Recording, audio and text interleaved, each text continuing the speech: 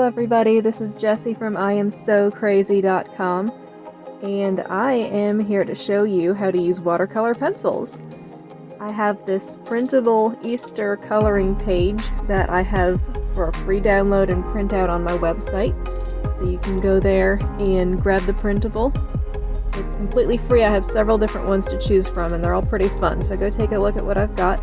But I have printed it out with a laser printer on a sheet of watercolor paper.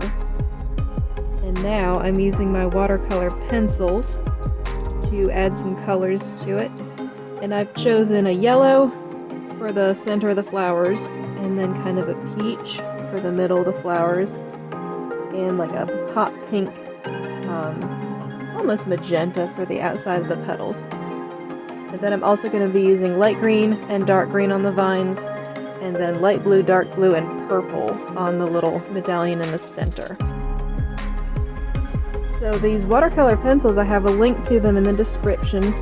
They're pretty great. They will turn anybody into an artist. It's very easy to make a nice blended picture and have your colors like mobile. You can use the water brush to push the colors around and blend them together, and you can add another layer on top of them if you want. So if you're not really an artist, I suggest getting a set of these and trying them out. It seems like I have really good results every time I use watercolor pencils. But the set that I have linked to comes with a bunch of different colors, a sharpener, an eraser, and a water brush, which I will be showing you in a minute. The water brush is super cool and you can use it for other crafts and projects too. But I'm just laying down color. I'm not really worried about staying inside the lines. It's more about shading kind of from the center out of the flowers.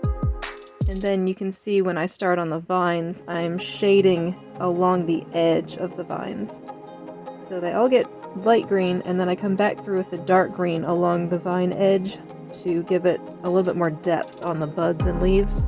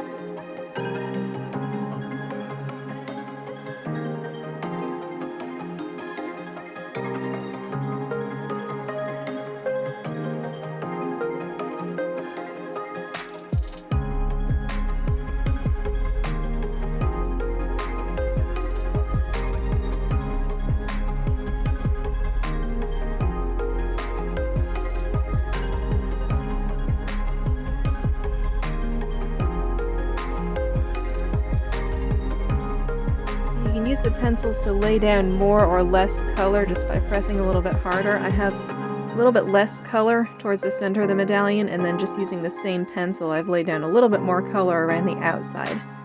And that'll make a nice faded effect, and it'll help the purple show up when it's placed over this black ink here. So here's the water brush. Here's where all the magic happens.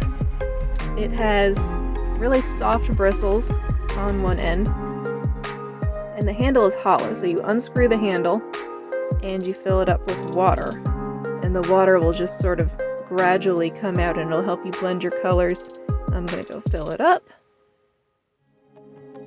and there we go, it's full of water and we are ready to blend our colors. So this is where it goes from being kind of a somewhat boring one-dimensional drawing to being a watercolor painting. I'm mostly stroking from the lighter color to the dark, and I'm pretty much just doing the yellow and the peach, and then I'll come back and I will do the darker pink. And this is because obviously you don't want to drag your darker colors into the lighter colors, generally speaking. I mean, you can shade it however you want to, but usually you're going to pull the lighter color into the darker color, and it's going to get a really nice faded effect as you go out towards the edges of the flowers.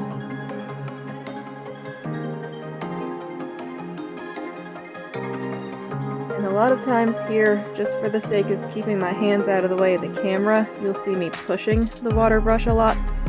In general, you're gonna just pull it, like you would normally use a paintbrush.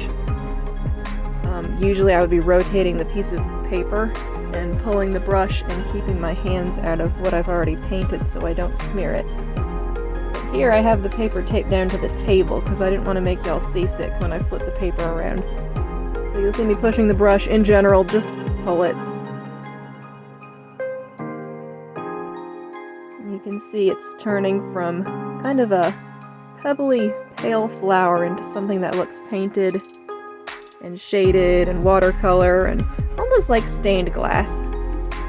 I really like the effect that it gives, and it's super easy. Even people who don't fancy themselves artists can make something that looks pretty special using the watercolor pencils.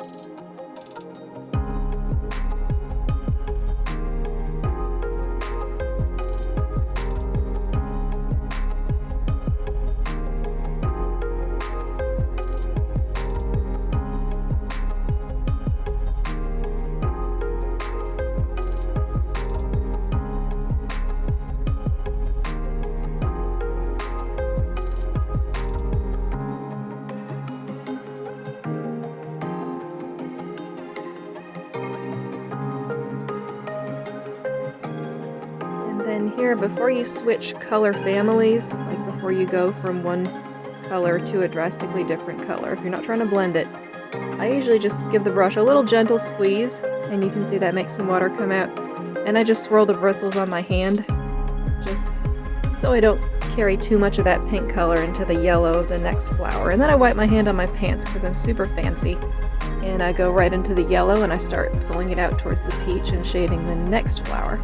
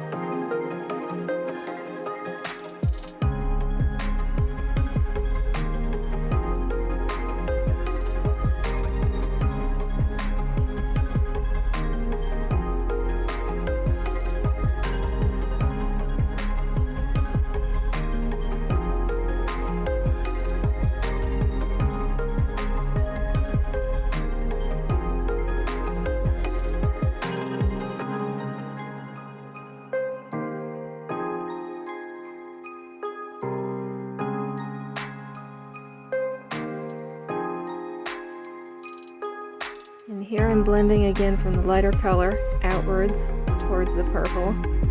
And there's going to be some times where you do want to bring the darker color in towards your lighter color. I'm doing that some here by pulling the purple into the blue a little bit so that it's more of a smooth transition between blue and purple and it's not quite so abrupt. But that's up to you and the look that you're going for. If you want a little bit more of a stained glass look, you might choose to keep the colors a little bit more separate, but that's up to you.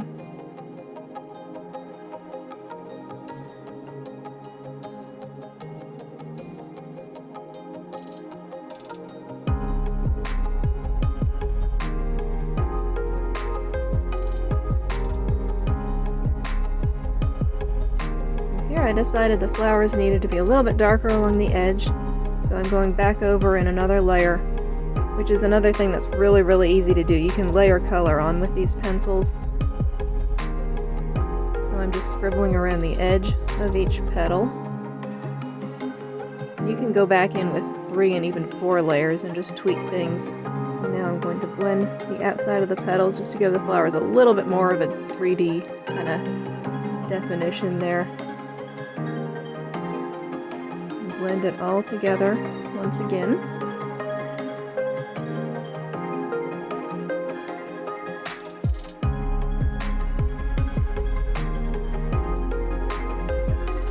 So this is a very fast process. This painting took me well under an hour, even with trying to keep out of the way of the camera and holding my brush and pencils on the very end sometimes so I could keep my hand out of the frame as much as possible for you. So it took me well under an hour to color it, and I think it's great for kids, it's great for people that don't have very much dexterity, because you really don't need to stay in the lines. You can make it as freeform and messy and watercolored and beautiful as you would like. And there is our finished picture. So there's a link in the description where you can go print your own, and you can choose from the designs that I have and make some really nice Easter cards this year. Have fun!